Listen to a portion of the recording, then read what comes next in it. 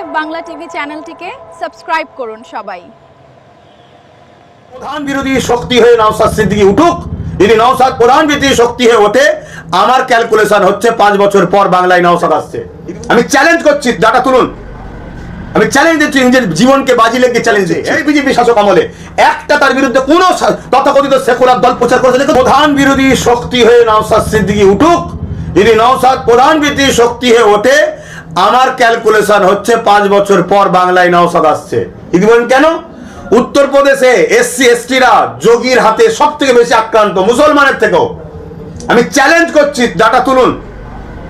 আমি চ্যালেঞ্জ দিচ্ছি, নিজের জীবনকে বাজি লেগে চ্যালেঞ্জ দিচ্ছি। উত্তরপ্রদেশ, গুজরাটে, আসামে মুসলমানের থেকেও এসসি এসটি সম্প্রদায়রা বেশি বিপদে। কিন্তু মুসলমানেরটা এই রাজ্যে, বিভিন্ন রাজ্যে প্রচার হয় কেন? মুসলমানের ভোটটা লিবে বলে সেকুলার নামী ভণ্ড দলগুলো মুসলিমে অ্যাটাকগুলো বেশি প্রচার করে, এসসি এসটিদের ওপর জুলুমগুলোকে প্রচার করে না। মণিপুরে গত 7-8 বছর ধরে হত্যা লীলা চলছে, রেপ চলছে, খুন চলছে এই বিজেপি শাসক আমলে। একটা তার বিরুদ্ধে কোন তথাকথিত সেকুলার দল প্রচার করেছে দেখেছো? কেন প্রচার করে না? মণিপুরে মুসলমান নেই তাই। মুসলমানের ভোটকে নিতে হবে, এজন্য বুঝাও, যোগী মারছে, ও মারছে, ও মারছে, এটা প্রচার করে। তাহলে আমার রাজ্যে এসসি এসটিরাও আগামী খুব শিগগিরই যারা নাচছে দেখবেন, এরা বিজেপির হাতে আক্রান্ত হবে। বিজেপির হাতে যখন আক্রান্ত হবে, আর নওশাদ যদি বিরোধী দল থাকে, তাহলে তারা আসবে কোথায়? তাহলে নওশাদের হাতে যখনই আসবে, নওশাদের পাল্লা ভারী হচ্ছে না কম হচ্ছে? তাহলে এরপরে সরকার কি হবে? তাহলে একটা মুসলিম ছেলে নেতৃত্ব দেবে, আমার জাতের গাদ্দাররা চাইবে, তাহলে অন্য লোকেরা চাইবে কেন? অন্য লোকেরা চাইবে কেন? এটাই হচ্ছে বিজেপি কিস্টের চাল, এটাই হচ্ছে টিএমসি চাল, আর এটাই আরএসএস পুরো ঠান্ডা ঘরে বসে প্ল্যানটা তৈরি করছে। 26 বিধানসভায় ক্যানিং পূর্ব বিধানসভার বেশ কয়েকজন আলেম, মসজিদের ইমাম সাহেব, মসজিদের ইমাম সাহেব, তারা পাড়া বৈঠক করেছে, তৃণমূলের হয়ে প্রচার করেছে, তৃণমূলকে ভোট দিতে বলেছে। এবং এও বলেছে যে কেন্দ্র বাহিনী দেখে আপনারা ভোট যদি অন্য জায়গায় দেন বা আইএসএফ দেন, তাহলে কিন্তু 2021 সালে যে বাড়ি ঘর ভাঙা হয়েছে তার থেকে আরো বেশি ভাঙা হবে। প্রকাশ্য মসজিদের একজন ইমাম সাহেব বক্তব্য দিয়ে, তাহলে বিজেপিও মুসলমানদের জুলুম করছে, ইমামও মুসলমানদের ঘর ভাঙিয়ে বলছে, জুলুম করছে। সেই ভয়েতে তাহলে আজকে টিএমসি কে ভোট দিচ্ছে। তা টিএমসি কে যখন ভোট দিচ্ছে, টিএমসি বাঁচাবে তো। কিন্তু সেই জায়গায় যদি আজকে নওশাদের টিম জিততো, তাহলে আজকে উপকার হতো না? তাহলে আরেকটা এমএলএ বাড়তো না? একটা এমএলএ মানে কত পাওয়ার। এবং নওশাদ একা বুঝিয়ে দিয়েছে যে একটা যদি এমএলএ হয় তার পাওয়ারটা কত হতে পারে। নওশাদ একা বুঝিয়ে দিয়েছে, কথা বুঝে আসছে। তাহলে সেই জায়গায় তার সাথে যদি আজকে আরো অনেক কটা জিততো, তাহলে সুবিধা হতো। তাহলে এই ইমামদের তো বলা দরকার ছিল যে বিজেপিকে রুকার জন্য তোদের যদি মনে হয় টিএমসির উপরই ভরসা, আল্লাহর উপর ভরসা নয়, টিএমসির উপর ভরসা যদি হয়, তাহলে সেই জায়গায় যেখানে যেখানে আইএসএফ দিচ্ছে সেখানে তো বলা দরকার ছিল, ঠিক আছে এখানে আইএসএফ কে দাও। কারণ নওশাদ যেভাবে লড়ছে, মানুষের কথা বলছে, সর্বধর্মের মানুষের কথা বলছে, সংবিধানের পথে চলছে, তো বাকি 29 জায়গা ছাড়া বাকি জায়গাতে তোমরা টিএমসি কে দাও, এটা তো বুঝতে পারতিস না। এখনো নামে ইমাম, এদের সঙ্গে ভেতরে ভেতরে আমার সন্দেহ হয়, এদের সঙ্গে ভেতরে ভেতরে আরএসএস এর সেটিং আছে, সন্দেহ হয়। কেন? মুসলিমদের মধ্যে থেকে অনেকে আছে আরএসএস এর মুসলিম মোর্চা করছে, মুসলিমদের মধ্যে থেকে বিগত সময় মসজিদ আকসাকে বিক্রি করেছিল, গাদ্দারি করেছিল। বলুন। ভাঙড় বিধানসভা একেবারে তৃণমূল কংগ্রেসের দাপটের নেতারা সব এসেছিলেন প্রচারে। তৃণমূল কংগ্রেসের যিনি প্রার্থী হয়েছে শওকত মোল্লা, তার নামে প্রচারে আসার পরও ভাঙড়ের মানুষ কিন্তু নওশাদকে বেছে নিলেন। সেই নিয়ে কি বলবেন? আবার ভাঙড়ের মানুষকে ধন্যবাদ জানাই। ভাঙড়ের মানুষ, আমি অনেকবার বলেছি, বিপ্লবের মাটি, ওখান থেকে বীর তৈরি হয়। ভাঙড় সুলতান আসগার আলী হুজুরের ভাঙড়, এটা একজন সুলতান। সেখানের মানুষ কখনো আল্লাহ ছাড়া কাউকে ভয় করে না, তার প্রমাণ এটা এক। দ্বিতীয় নম্বর কথা হচ্ছে, আপনারা পয়েন্টটা বলুন, মমতা ব্যানার্জি বা তার টিম যেভাবে নওশাদকে হারাবার চেষ্টা করেছে, শুভেন্দুর ভবানীপুরে হারাবার জন্য চেষ্টা করেছে, অন্যান্য জায়গা থেকে যেভাবে ওই কোথাও একজন অবাঙালিকে গুজরাট থেকে নিয়ে এসছে, ইউসুফ পাঠান নাকি, নাম শুনলে মনে হয় পাঠান হো, মিসুম পাঠান, আরে রাখ তো পাঠান, পাঠানে ইমান বুঝে যায় না, সব নিয়ে এসে তাদেরকে প্রচার, একটাই লক্ষ্য নওশাদকে হারাতে হবে। তো নওশাদকে হারাবার জন্য যেভাবে চেষ্টা করেছে, 77টা থেকে কমিয়ে 7টাও কমসে কম কমাবার জন্য চেষ্টা টিএমসি করেছে। অভিষেক কি বললো যে এই রাজ্যে এই কি বলে একটা সিট হলো আমাদের বাড়বে, 14 জায়গায় 15 হবে।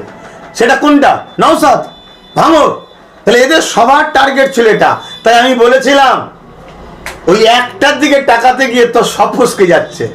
খোদার মর্জি দেখো, সব ফসকেই গেল, খোদার মার। এবার আপনি বললেন বিজেপি এসে কি খুশি হয়েছেন? শুনুন, মহান স্রষ্টা আমাদেরকে পরীক্ষার যুগে যুগে নিয়েছে। আমরা নমরুদের সময় তো ছিলাম, ফেরাউনের সময় ছিলাম, সাদ্দাত, হিটলার, আবু জেল, চিঙ্গিস খান, হালাকু খান, তাতারি, যুগে যুগে ব্রিটিশ পিওর আমাদের উপর জুলুম হয়েছে। আমরা এই দুনিয়ার পরীক্ষা দিতে এসেছি, আমরা কাউকে ভয় করিনি। বিজেপি কি হয়েছে? সে যদি সোজা ভাবে চলে, সোজা ভাবে বলবো। সে যদি মনে করে আমার হাতে পাওয়ার আছে, আমি দেখে নেবো, অত সহজ নয়। 15 বছর পাওয়ারওয়ালা দেখতে গিয়ে কি হয়েছে দেখেছো? এর আগে অনেক বড় বড় পাওয়ারওয়ালা দেখতে গেছিল, কোথা দিয়ে কিভাবে ফেসে যাবে, কোথা দিয়ে কিভাবে নিজের মধ্যে লেগে যাবে, দিশে খুঁজে হবে না, টিকাতে পারবে না, যেমন মমতা টিকাতে পারলো না। অতএব আল্লাহ ছাড়া কাউকে ভয় করিনি, আজও বলছি করি না। সংবিধানকে ভালোবাসি, দেশকে ভালোবাসি। আমার সঙ্গে হিন্দু, দলিত, আদিবাসী, সাঁওতাল, বাগদি সমস্ত ভারতীয়কে ভালোবাসি। যারা দেশের সংবিধান বিরোধী, যারা রাজনীতির নামে দেশের সংবিধানের ক্ষতি করছে, দেশের মানুষের ক্ষতি করছে, সেই গাদ্দারদের বিরুদ্ধে আমি। হ্যাঁ, 4 তারিখে গণনার পর একেবারে একটা প্রশ্ন উঠছে, গোটা বাংলায় যাচ্ছে যে আইএসএফ এর সাথে বিজেপির পতাকা কেন উঠছে, এই নিয়ে প্রশ্ন করছে সাধারণ মানুষ। বলছে যে আইএসএফ তাহলে বিজেপির দালাল। এটা সাধারণ মানুষ বলছে না, টিএমসি বলছে। টিএমসি এটা করিয়েছে, এটা টিএমসি করিয়েছে। আর হয়েছে কোন এলাকা কোনো, আমি তাও বলে দিচ্ছি, ক্যানিং, মিনাখা, এগুলো শুনছি। কিন্তু আমরা সার্ভে করে খবর পেলাম তাদের একটা কেউ নেতৃত্ব নয়, একটা দুটো নেতৃত্ব যেখানে যেখানে পাওয়া গেছে তাদেরকে আমরা ডেট দিয়েছি, আসো ক্লিয়ার করো কি ব্যাপার। তার মধ্যে একজনকে ক্লিয়ার করতে পারেন, আমরা সঙ্গে সঙ্গে সাসপেন্ড, যা জীবনে সাসপেন্ড করে দিয়েছি। আমি দলকে বলে দিয়েছি যদি ওকে কোনোবারে নেওয়া হয়, যে লেভেল দলের নওশাদ যদি হয়, নওশাদকে দল থেকে বাধা দেবো। হ্যাঁ, আমি এই দলের মধ্যে এখন হয়তো ফুল দায়িত্বে চার্জে নেই, কিন্তু তবু মনে যায় ভুললে হবে না, এই দল প্রতিষ্ঠিত আমি করেছি। আমাকে যদি চটিয়ে কাজ করতে চায় তাহলে কিন্তু সে যেই হোক তাকে আমি ছাড়বো না।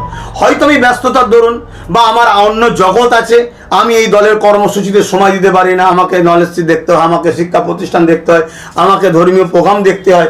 আমি এই জন্য এই দলের ব্যাপারে তাদের কাছে ছেড়ে দিয়েছি। তারা পুরো টিম নিয়ে সর্বধর্মের মানুষ হলে তারা রাজনীতি করছে, সেই জায়গায় ছেড়ে দিয়েছি। কিন্তু তা বলে দলের ভাবমূর্তি নষ্ট হবে। দলের ভাবমূর্তি নষ্ট হলে আজকে যখন বিজেপির পতাকা কি বলে আইএসএফ এর পতাকা বিজেপির পতাকা এক জায়গায় হচ্ছে, তো লোক কি আমায় গাল দেবে না? কত গাল দিচ্ছে, তাহলে আমি ছেড়ে দেবো কেন?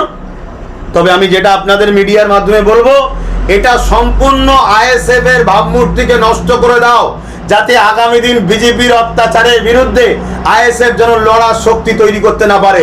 আপনারা খেয়াল করে দেখুন তো, আইএসএফ এর যে র্যালিগুলো হয়েছে, যে মিটিংগুলো হয়েছে, বিজেপি করতে পেরেছে, টিএমসি করতে পেরেছে।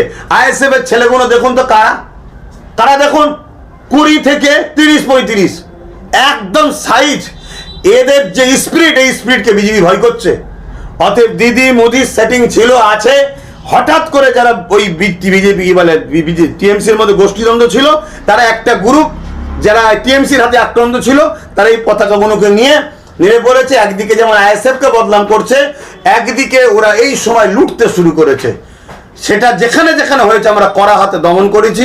কিন্তু রিপোর্ট যেটা পেয়েছি, একটা তো আমাদের নেতৃত্ব নয়, নেতৃত্বর মধ্যে থেকে একটা রিপোর্ট তার কাছ থেকে খবর পেলাম, সে যখন ক্লিয়ার করতে পারে, একটা বিধানসভার অবজারভার ছিল, সে সঙ্গে সঙ্গে তাকে সাসপেন্ড করে দিয়েছে। তো বিধানসভার অবজারভারের মুখের দিকে তাকাই না, দরকার হয় ওই বিধানসভায় আইএসএফ থাকবে না, তো কি হয়েছে? কিন্তু তা বলে আমাদের দুশ্মনীর সাথে সঙ্গে যারা সংবিধান বিরোধী, যারা অন্যায় করবে, তাদের সঙ্গে কখনো কাঁধে কাঁধ মিলিয়ে চলা আমাদের দ্বারা সম্ভব নয়।